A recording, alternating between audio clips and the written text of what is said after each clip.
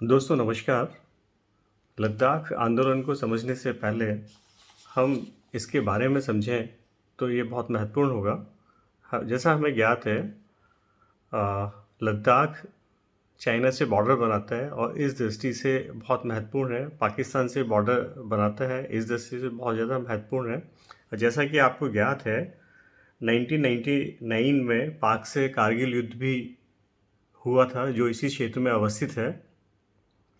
आपको ये ज्ञात होना चाहिए कि जम्मू कश्मीर पुनर्गठन अधिनियम 2019 के अंतर्गत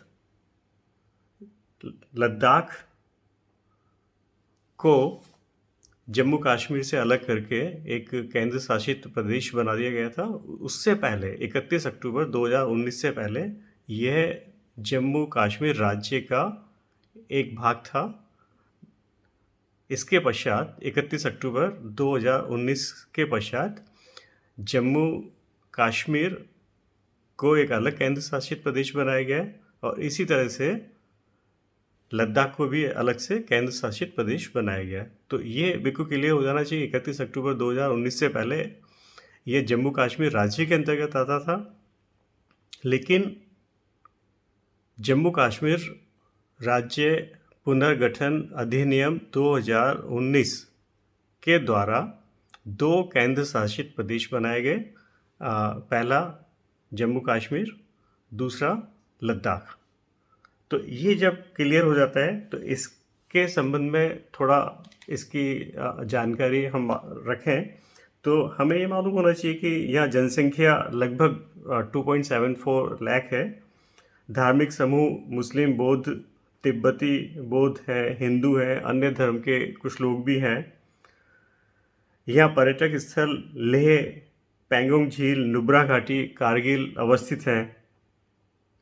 यहाँ एक सांसद है जो बीजेपी से आते हैं, जामयांग सेरिंग नामग्याल। सांसद हमें याद रखना है, सांसद बीजेपी से हैं वर्तमान में, जामयांग सेरिंग नामग्याल। जैसा हमें ज्ञात है, यहाँ उपराज्यपाल का शासन है। यहाँ अलग से विधानसभा का निर्माण नहीं किया गया है, जैसा कि जम्मू कश्मीर में किया गया है। तो यहाँ उपराज्यपाल का शासन है, उपराज्यपाल BD मिश्रा हैं। और यहाँ स्वायत्त पर्वतीय परिषद लेह व कारगिल है और राजधानी भी लेह और कारगिल है। यहाँ यही दो ज़िले भी हैं और यही दो राजधानी भी हैं। तो ये हमें मालूम होना चाहिए। तो लद्दाख आंदोलन चल रहा है सोनम वांगचुक के नेतृत्व में और इन्होंने 21 दिन की हंगर स्ट्राइक भी की थी और इन्होंने इंडियन गवर्नमेंट से अपील की है कि हमें 6th शेड्यूल के अंदर शामिल किया जाए और इसके लिए लगातार जन समर्थन के द्वारा वो मांग कर रहे हैं कि हमें संविधान की 6ठी अनुसूची में शामिल किया जाए। तो हमें समझना होगा कि 6ठी अनुसूची है क्या और इनकी मांगे क्या हैं। तो सबसे पहले हम डिस्कस करते हैं लद्दाख आंदोलन जो चल रहा है उसमें इनकी मांगे क्या हैं। तो पहली जो सबसे बड़ी मांग है वो पूर्ण राज्य का दर्जा चाहते हैं, क्योंकि हमें ज्ञात होना चाहिए कि यहाँ ये केंद्र शासित प्रदेश है और ये पूर्ण राज्य का दर्जा चाहते हैं। दूसरा, संविधान की 6th अनुसूची में शामिल होना चाहते हैं ताकि क्षेत्र की भू संस्कृति, भाषा और पर्यावरण की रक्षा हो पाए, लोकल एम्पावरमेंट हो, इनको टैक्स वसूली के अधिकार हो। तो ये सारी चीज़ें हैं जिसके संबंध में हड़ताल कर रहे हैं। इसके अलावा हमें याद होना चाहिए कि एक ही लोकसभा सीट है, लेकिन ये 2 की मांग कर रहे हैं, 2 लोकसभा सीट की मांग कर रहे हैं और विधानसभा होनी चाहिए और उसके चुनाव होने चाहिए। तो ये जो मांगे हैं, इनकी मांगे हैं जिसके लिए सोनम वांगचुक के नेतृत्व में आंदोलन चल रहा है और काफ़ी ज़्यादा चर्चा में नेशनल और इंटरनेशनल लेवल पर इसकी चर्चा हो रही है।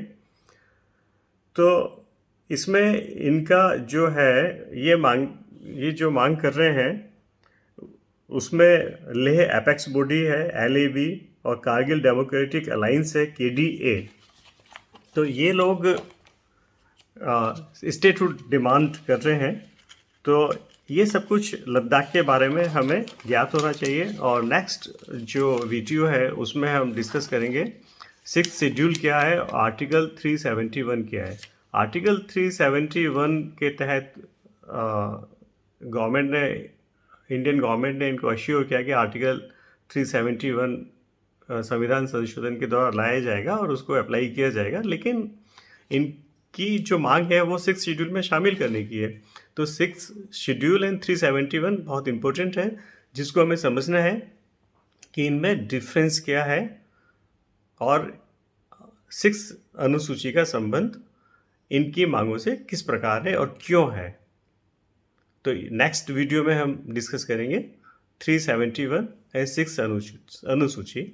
इससे पहले हमें ये तो मालूम ही है कि जम्मू कश्मीर में आर्टिकल 370 एंड 35A लागू था, जिसको जम्मू कश्मीर राज्य पुनर्गठन अधिनियम 2019 के तहत समाप्त कर दिया गया और इसकी पुष्टि सुप्रीम कोर्ट ने भी की है। 11 दिसंबर 2023 को 5 मेंबर कमेटी सुप्रीम कोर्ट की थी। हमें याद रखना है कि 11 दिसंबर 2023 को सुप्रीम कोर्ट की 5 सदस्यीय बेंच के द्वारा अनुच्छेद 370 को निरस्त करने के भारत सरकार के फैसले को सही ठहराया। ये बहुत इंपॉर्टेंट है, सुप्रीम कोर्ट ने उसको अप्रूव किया, क्योंकि आर्टिकल 370 को हटाने के विरोध में बहुत याचिकाएं दायर हुई थी सुप्रीम कोर्ट में, जिसका निस्तारण करते हुए इसको वैध ठहराया है और राष्ट्रपति को इसे रद्द करने की शक्ति थी, इस बात को एस्टेब्लिश किया है। क्योंकि इन्होंने, सुप्रीम कोर्ट ने कहा कि यह अस्थायी प्रावधान था जिसको राष्ट्रपति रद्द कर सकते हैं। तो यही इस वीडियो में है। Thank you.